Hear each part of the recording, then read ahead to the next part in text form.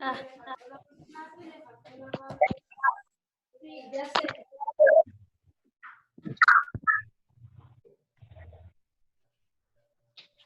Buenos días.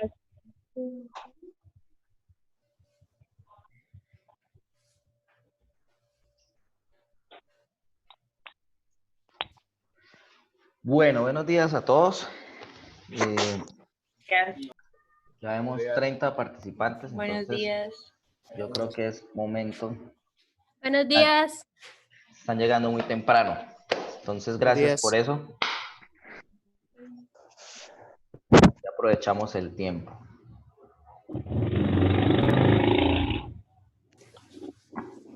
10, 11,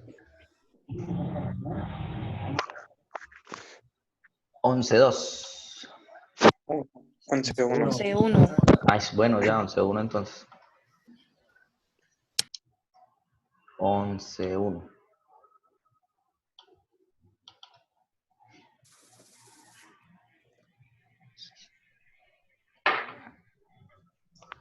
No tengo la cámara prendida.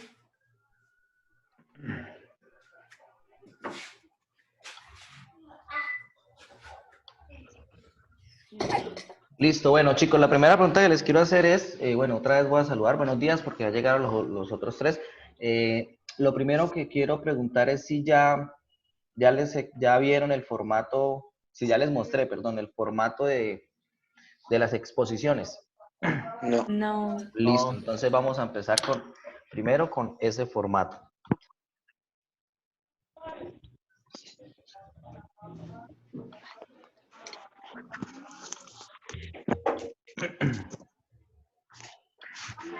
Listo. ¿Ven este formatico entonces ya todos? Sí, señor. Listo.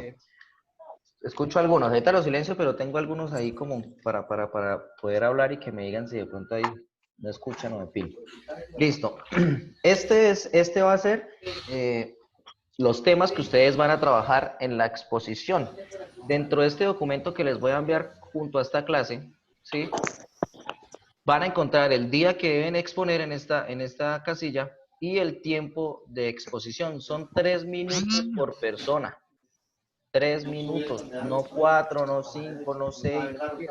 Porque imagínense donde expusiéramos de 5 minutos por persona, 33 personas, ¿cuánto tiempo se nos va a esto sumándole que pues vamos a tener que dar pantallas y dar pantallas y dar pantallas y que pueden ocurrir algunos inconvenientes durante eso?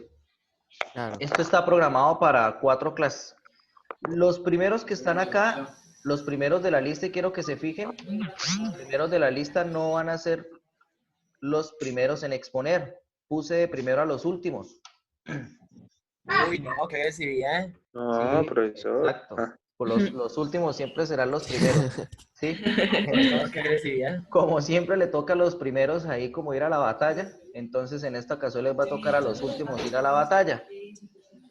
Yo les voy a enviar un video tutorial. De otra manera, también des en cuenta que es el 5 de mayo, o sea, es la otra semana, tienen tiempo para preparar, o sea, hoy vemos esta clase y después van a preparar su exposición, o sea, yo voy a dar tiempo de clase para que preparen su exposición, para que lo hagan bien, ¿listo? O sea, no es como que vamos a seguir viendo clases y demás y haciendo exposiciones, no. Tiempo de clase les voy a dar para eso. Profe, en las exposiciones uno solo está atento, prende la cámara y mira al que está exponiendo para que usted califique lo de comportamiento. ¿Para que yo califique lo de qué? Comportamiento que usted dijo de la clase pasada. Ah, bueno. Acá es donde va lo del tutorial. Yo les envié un tutorial. Yo les envié un tutorial. Silencien los micrófonos que escucha mucho ruido. Sí, hay mucho ruido. Voy a silenciarlos a todos. Es que es por si me van a hacer preguntas. Bueno, ya no se escucha ruido. ¿Sí? Es lo siguiente. Yo le voy a enviar un tutorial a cada uno para que esto que yo estoy haciendo, esto de mostrar pantalla, lo hagan ustedes. Ustedes obviamente van a mostrar sus diapositivas porque van a tener que hacer diapositivas o van a utilizar cualquier medio porque ustedes son muy creativos y a veces hasta saben más que uno, los que tengan la oportunidad de hacer diapositivas un poco más didácticas, de buscar programas que no sean PowerPoint, sino otros programas para hacer diapositivas. Y ustedes van a poder, esto que yo estoy haciendo acá, en este momento con la pantalla, es lo que pueden hacer ustedes y lo que van a hacer ustedes. Yo voy a tener el control y yo voy a, ahí es donde entra el dilema. Yo para ver el comportamiento como tal, no voy a poder, porque yo no, esto es la pantalla la persona que lo va a manejar, por ejemplo, que Santiago Morales le tocó, yo voy a ver esto que están viendo ustedes. No voy a poder ver más allá de eso. Así que el comportamiento que quedan ustedes. Dos, pues se va a silenciar, se van a silenciar, la persona va a aprender a silenciar a los demás para que él pueda hablar cómodamente y demás. ¿Qué es lo único que sí tengo presente en esto? Bueno, primero que ustedes son de 11 y espero pues les vaya re bien.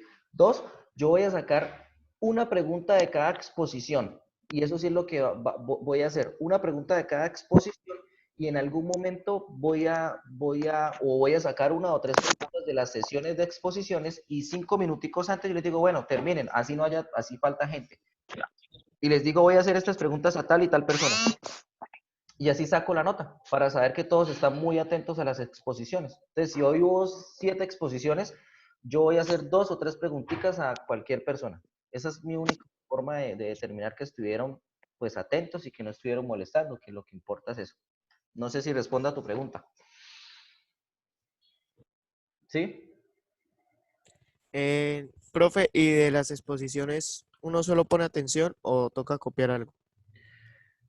Por eso les estoy diciendo, yo voy a hacer 3 preguntas. Claro que toca copiar, ¿no? Claro que tienen que copiar exposiciones. Lo bueno que va a ser, lo bueno es que, como siempre, las clases quedan grabadas. Entonces, todas las exposiciones van a quedar grabadas. O sea, por si no pudo copiar algo importante, van a quedar grabadas para que luego las copie. No van a copiarlas al pie de la letra, pero sí van a copiar lo más importante. ¿Qué es lo más importante? Lo que típico, ¿no? Características de, temas sobre. Por ejemplo, voy a dar acá Peña, Jorwin. Señor. Está por acá. ¿Qué cuánto tiempo es? Pues mira, acá todos dicen que 3 minutos. Por ejemplo, Jorwin le toca el 5 de mayo, le toca la organización social de la Edad Media. Entonces usted va a hablarme de cómo está organizada la Edad Media, la sociedad, en fin. ¿Sí? Usted lo va a buscar, cómo se organizaban, qué papel tenían y bueno, y va a exponer eso en 3 minuticos. Yo de pronto les voy a decir, es la única intervención que yo voy a hacer de pronto, y es que yo les diga, muchachos, esta partecita sí, cópienla. ¿Y por qué? Porque todo esto que está acá es la Edad Media. Por ejemplo, jarchas y glosas es algo supremamente importante. La persona que vaya a exponer jarchas y glosas porque es lo que hablaba la literatura de la Edad Media. Entonces yo le voy a decir, chicos, copien las características de las jarchas, copien las características de las glosas. Pero cuando digo esto es para que ustedes copien lo que pueden y si luego en el video lo terminen de copiar y ya, o lo tengan muy presente y copien en el cuaderno en ese momento, copiar jarchas y glosas. Así que a las clases van a tener el tiempo de volver a ver las exposiciones también para estudiar. Y si alguien se equivoca, también yo voy a entrar ahí a decirle, no, no, eso no es así, para que no los confunda también, ¿no? Es mi única intervención y es mi forma de ver que ustedes están, pues, atentos a las exposiciones.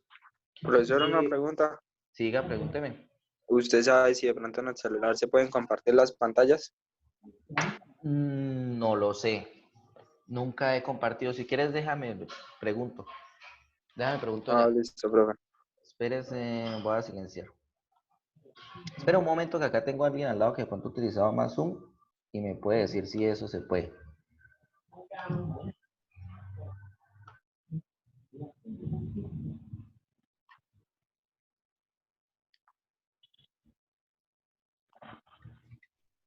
Bueno, me dicen que sí, me dicen que sí. Gracias a la persona que opinó. Recomendación para todos. Hagan una prueba antes de esto, o sea, esta semana hagan esas pruebas.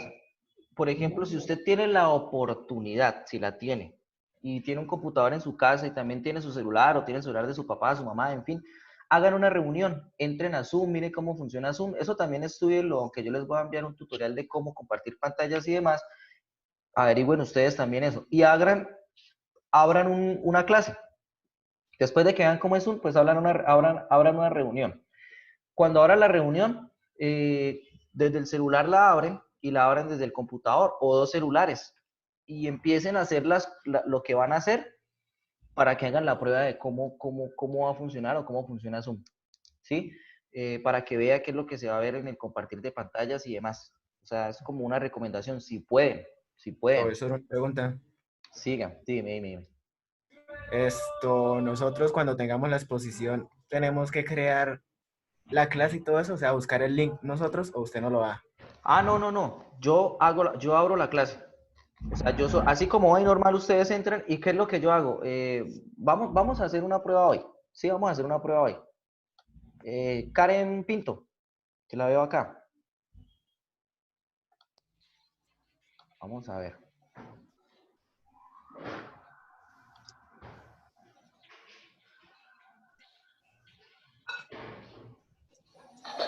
Vamos a ver.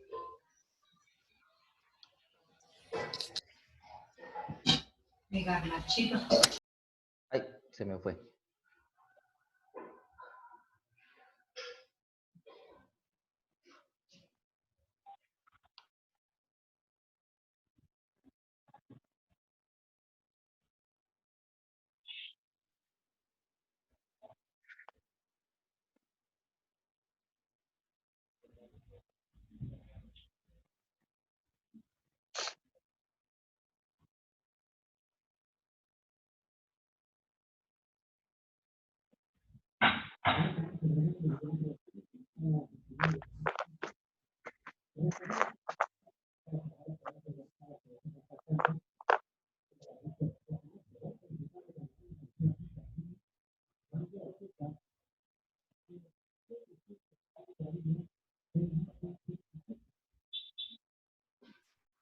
Listo, chicos. En este momento, Karen Pinto, leí la pantalla. Karen, activa el audio. Ya. Listo, Karen. ¿Qué te sale, Karen? ¿Para qué? Pues para que veas. Tú en este momento quiero que bajes el mouse. Y te sale una barra en la parte de abajo, ¿cierto? Donde dice Profe, participantes. estoy conectada ¿Estás conectada por qué? por el celular. Bueno, ¿quién está conectado en el computador en este momento? Yo, ¿Quién es yo? ¿Darwin? Darwin, sí. Darwin, señor. pero no Pero te Sonia dice que cámara. Cruz está arreglando las redes por allá por la cuadra. Señor. Activa la cámara, Darwin. Darwin. Creo que no se va a poder. Ah, bueno, entonces necesito a alguien que tenga el computador y la cámara activa. Oh, ¿Quién es yo? yo soy yo. Yo soy yo. Ay, se me fue. Yo soy yo. A ver, vamos a verlo. Es que quiero que veamos un ejemplo para que... A ver, yo soy yo, lo voy a buscar. Vuelve a hablar porque es que a mí a veces me salen... Hola, profesor, me llamo Ani Felipe Sánchez Rea.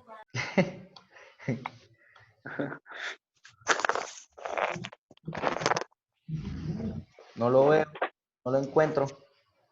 ¿Andrés Felipe Jaimes? Daniel Sánchez.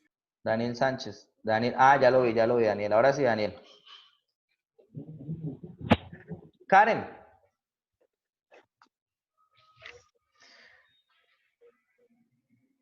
Esperen un momento. Uy.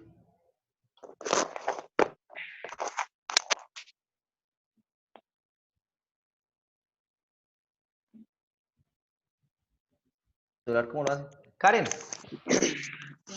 Karen Pinto. Karen Pinto. Señor. Karen Pinto, resulta que como yo te hice hospedadora a ti, tú tienes que volverme hospedadora a mí. ¿Cómo lo haces desde el celular?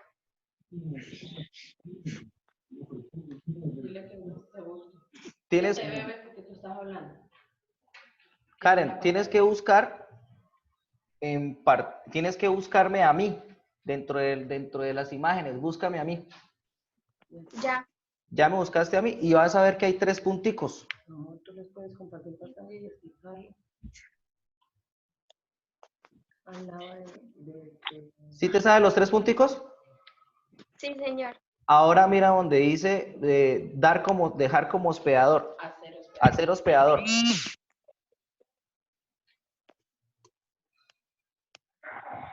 ¿Ya lo hiciste?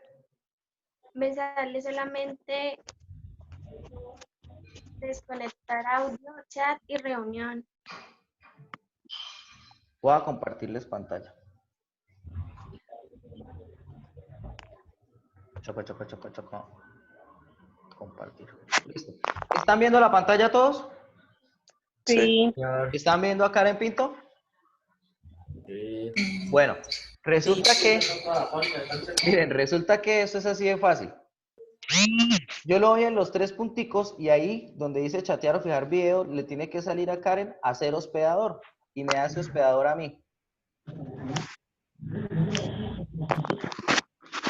¿Sí, Karen? ¿Pudiste o no?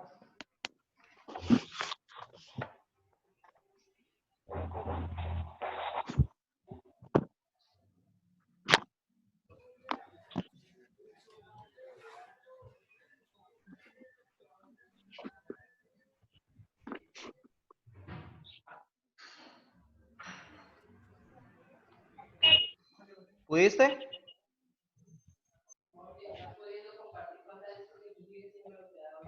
No. Porque no me deja volver hospedador a nadie más. Salud, Daniel. Perdón. Salud.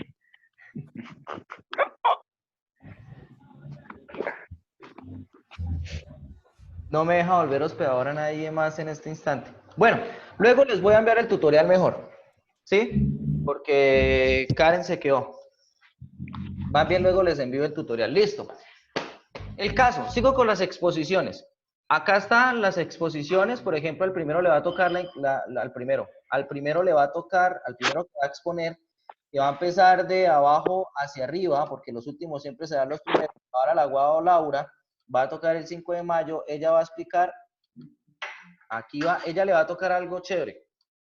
Dice, lectura y explicación de fragmentos literarios, leer algunas jarchas, cantares, en fin, explicarlos. ¿Qué le va a tocar hacer a Zabala Laguao? Zabala Laguao le va a tocar buscar jarchas, buscar cantares y en 3 minutos leer algunas jarchas o leer fragmentos de cantares y explicarnos qué tratan esas jarchas y esos cantares y por qué están escritos de esa manera, bla, bla, bla, en 3 minutos. Bueno, así estos son los temas que a ustedes les va a tocar. Todos son googleados, o sea, todos van a encontrarlos en internet. Todos las van a encontrar en internet, el Renacimiento, la mujer en la Edad Media, en fin. ¿Listo? ¿Entendido? Señor. Listo. Sí, señor. Sí, señor.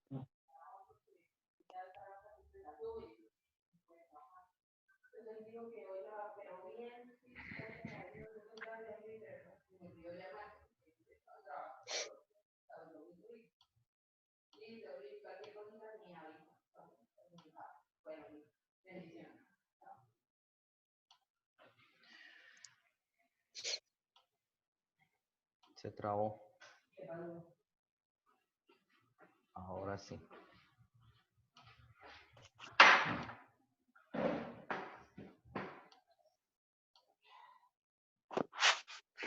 Listo. ¿Están viendo donde dicen otros protagonistas de la literatura medieval? Señor. ¿Sí? Señor. Bueno, listo. Nosotros quedamos acá, en otros protagonistas de la literatura medieval. Y estos nos lo van a exponer.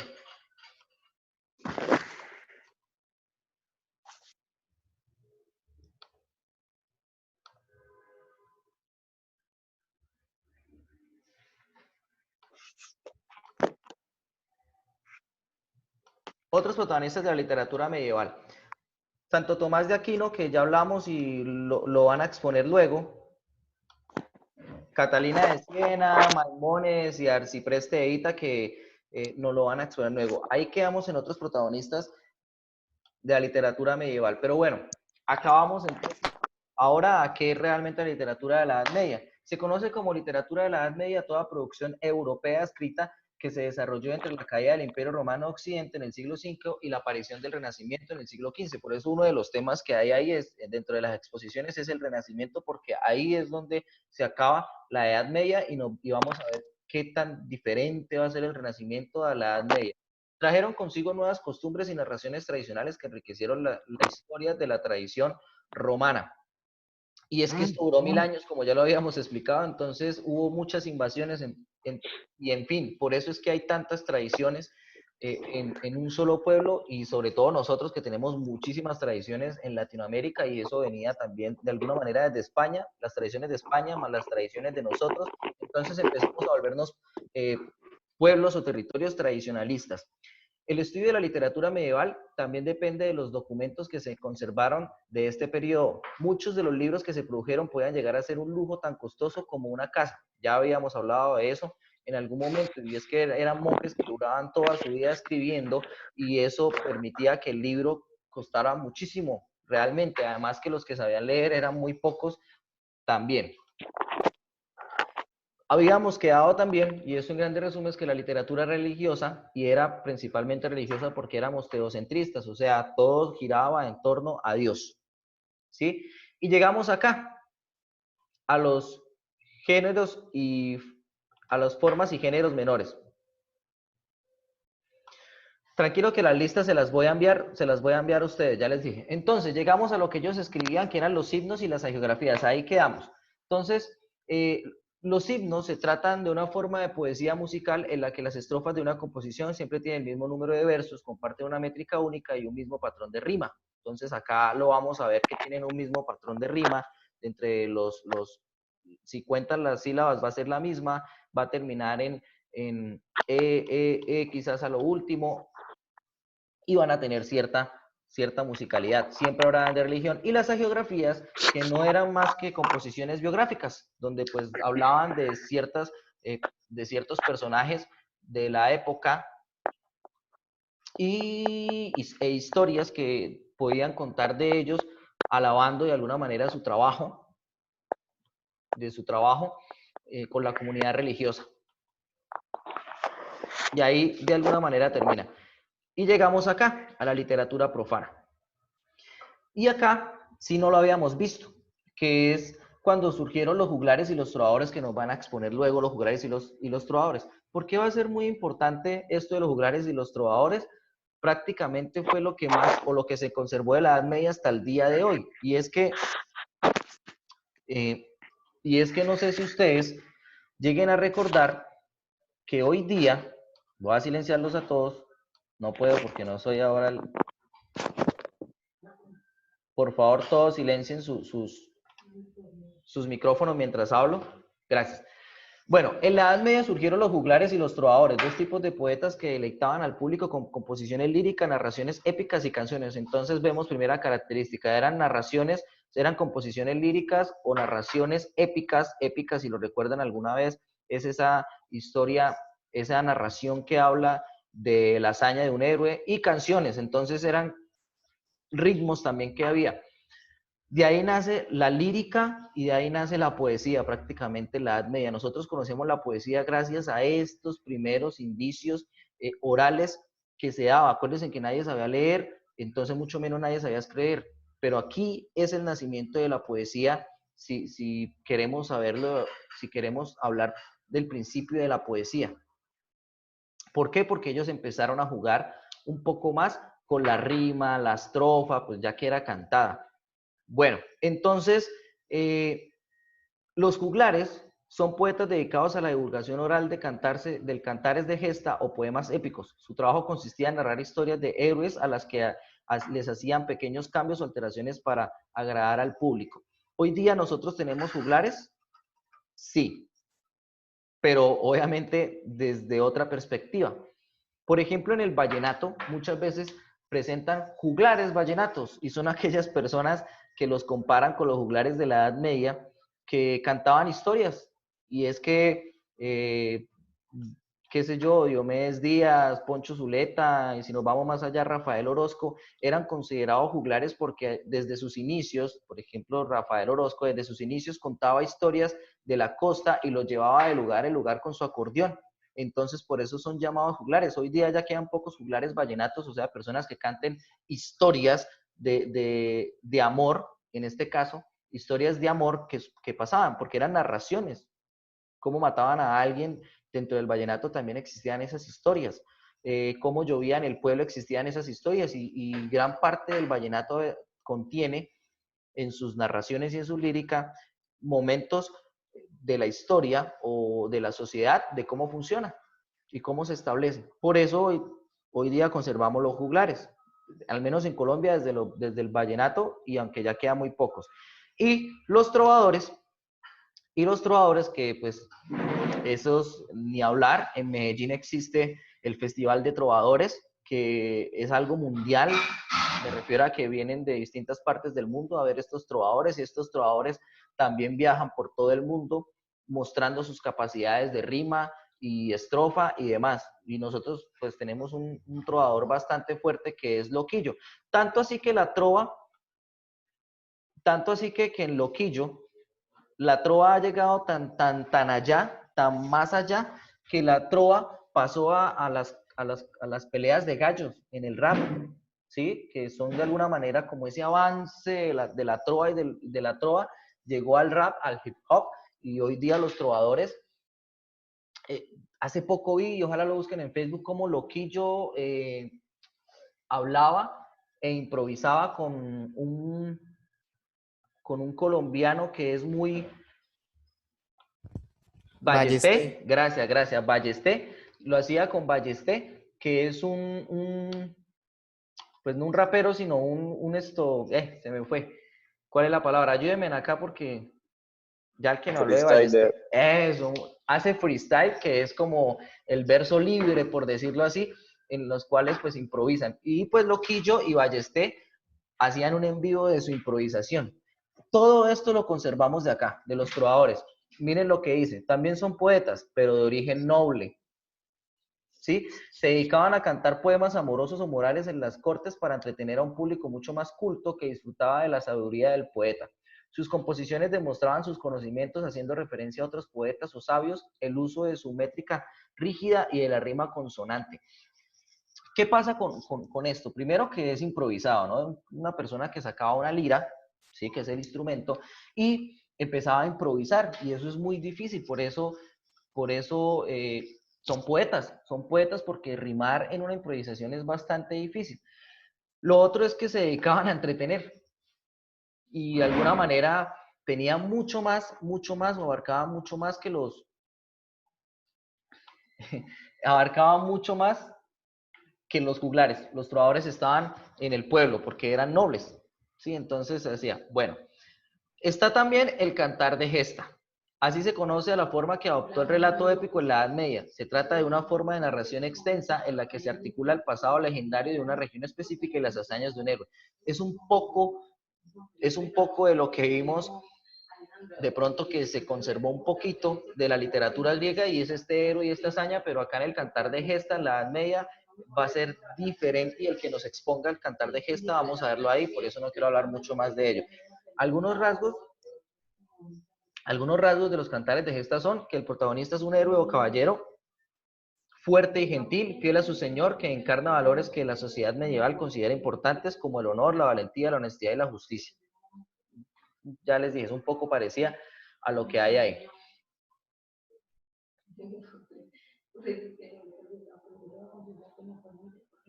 Quiero que me digan si escuchan.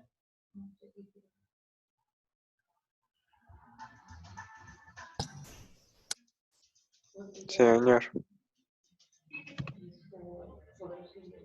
No.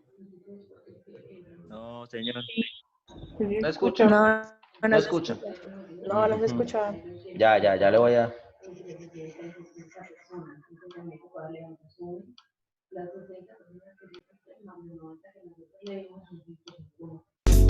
Ahora sí. A propósito de los géneros más relevantes de la literatura, haremos hincapié en la descripción de los cantares de gesta. Aquí encontramos el poema del mío Cid, la primera narración en español de la que se tiene conocimiento.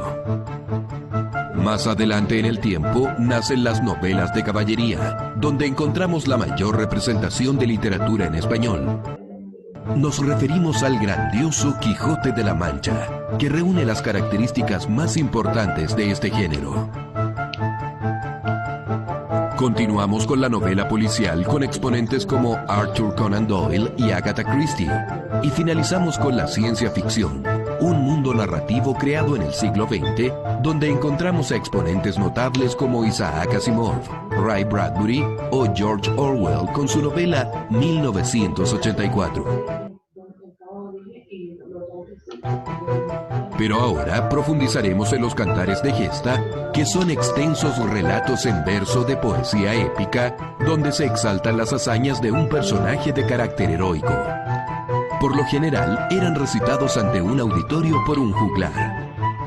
Dos teorías tratan de explicar el surgimiento de los cantares de gesta.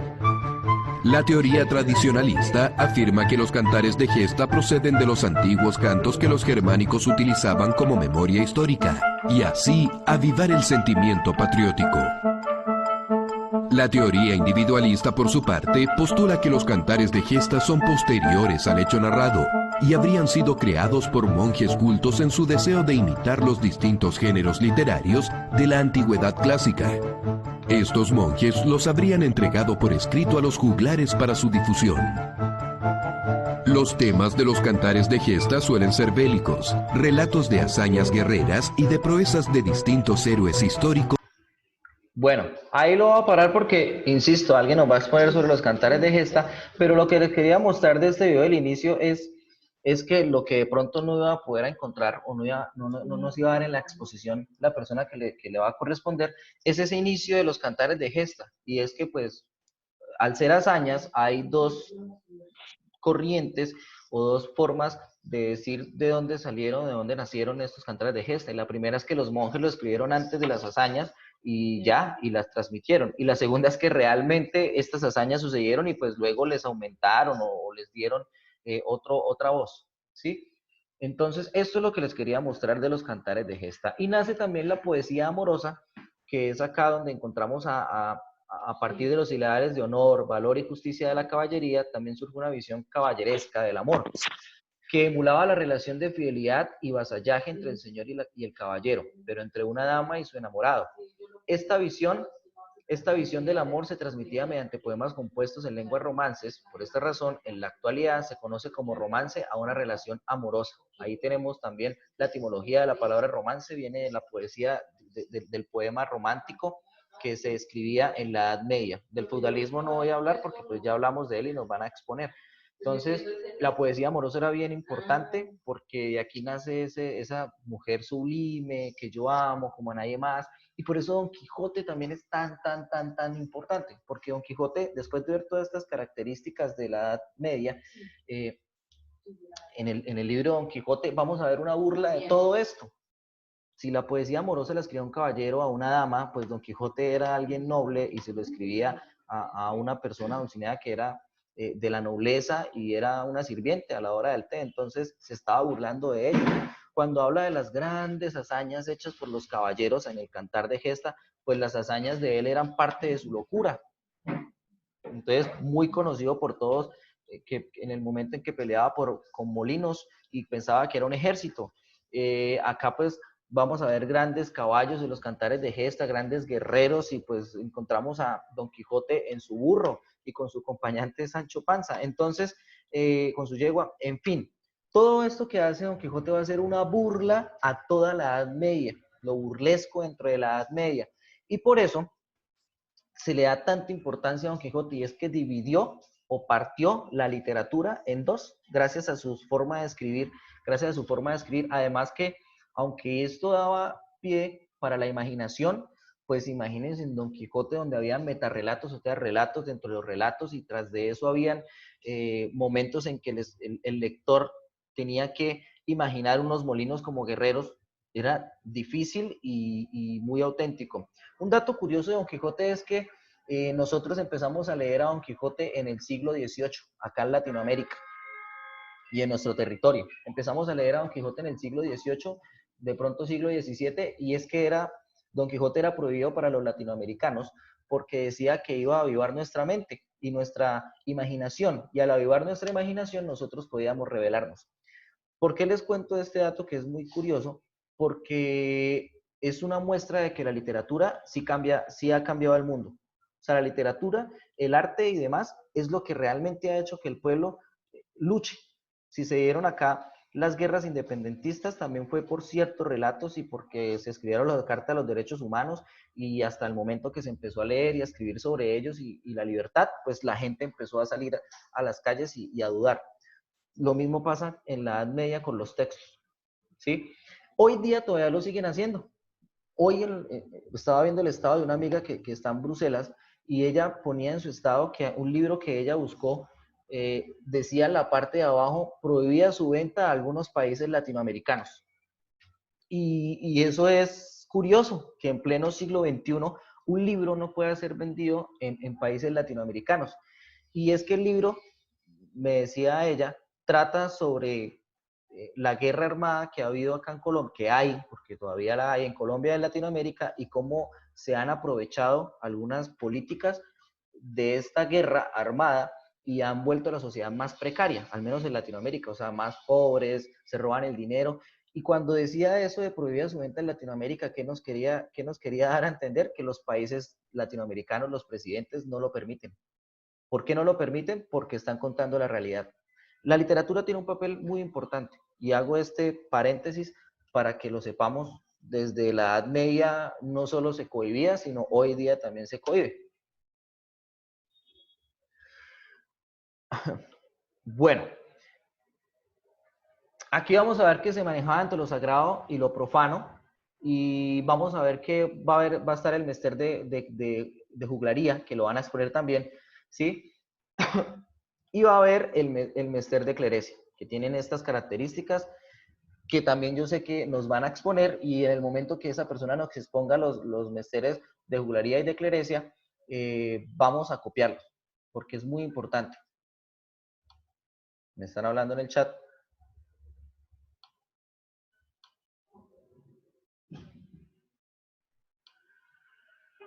Después hago otro zoom. Rápido porque nos quedan 2 minuticos. Sí, ya falta pocos minutos, yo sé, pero acá terminamos la Edad Media, chicos, con esto. ¿Sí? Con esto ya terminamos la Edad Media, porque nos van a exponer, y es la consolidación de los géneros, que es la lírica, el teatro y la prosa. Entonces ya vimos en la lírica, alguien nos lo va a exponer, que es, pueden utilizar estos pantallazos para hacer un poco de su exposición, mas no puede ser toda su exposición. El teatro y la prosa, ya hablamos de cada uno de ellos, de lo único que no hablamos, no, de todo ya hablamos, porque el teatro también. Nos queda 1 minuto 20, pero esta es la última clase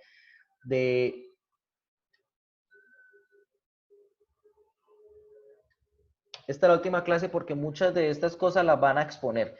Y por último nos queda esto, que son las pistas para un cantar de gesta. Acuérdense que vimos las pistas para una obra clásica. Acá vamos a encontrar las pistas para un cantar de gesta. Estas pistas se las voy a enviar para que ustedes la lean en casa y la vean. Y pues ya luego la analizaremos. Y así termina la clase del día de hoy. Voy a volverlos. ¿Listo? Entonces, muchachos, así termina la Edad Media. Ya lo que nos queda son exposiciones y exposiciones y exposiciones, y luego hablaremos de ello. Listo, chicos, entonces nos veremos en una próxima ocasión. Karen nunca me devolvió la pantalla. Entonces... Profesor, ¿usted sube esta clase, cierto? Claro, todas las clases siempre las subo. Ah, bueno. Todas las clases siempre las voy a subir, tranquilos. Chicos, chao, porque lo más seguro es que se corte.